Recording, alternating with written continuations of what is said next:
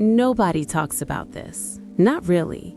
We talk around it, we avoid it, we change the subject.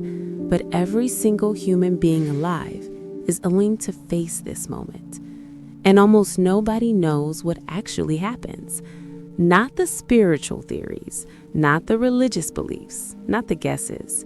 What science, through research on people who came back from the edge, actually discovered. And what it found is not what most people expect. It is, in many ways, surprisingly beautiful. Let's start with something that has been reported so consistently by people who have come close to death that scientists had to take it seriously. The tunnel of light, the feeling of profound peace, the sense of your life flashing before your eyes. These are not myths. These are not religious inventions. They are documented neurological events. And here's what's actually happening. In the final moments, your brain does something extraordinary. It releases a massive surge of neurotransmitters, serotonin, dopamine, endorphins. Your natural painkillers and pleasure chemicals flood your system simultaneously.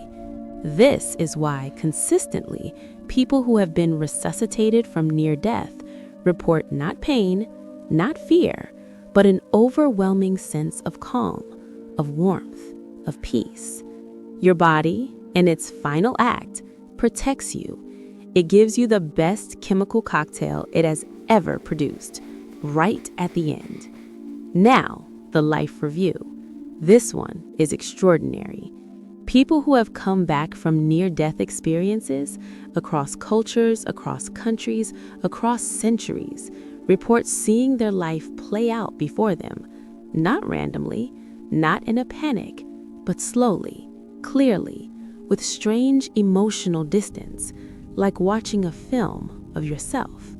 Scientists believe this happens because the hippocampus, the brain's memory center, under extreme stress, rapidly accesses and replays stored memories. Everything you ever experienced still lives there. Every moment you thought you'd forgotten, still perfectly preserved. And in that final window, it all comes back. Not to punish you, not to judge you, just there, vivid, present, yours.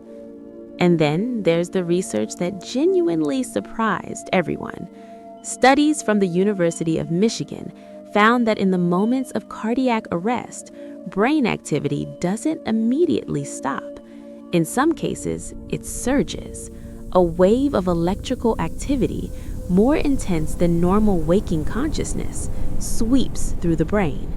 Scientists don't fully understand this yet, but what it suggests is that whatever you experience in those final moments may be more vivid, more real, more intensely felt than almost anything you experienced while fully alive. And here's the part that I think matters most. Across thousands of documented near-death experiences from people of all backgrounds, all religions, all cultures, one thing appears again and again: an overwhelming feeling of being loved. Not of being judged, not of being reviewed, of being completely, unconditionally loved. Scientists can explain some of what happens chemically, but this part, this specific feeling that appears so consistently across so many different people, so many different circumstances, that even the most skeptical researchers pause and say, we're not entirely sure what that is. So what do the final moments actually feel like? Based on everything we know, probably warm, probably peaceful, probably like remembering everything all at once, and possibly feeling more real and more present than you have felt in years.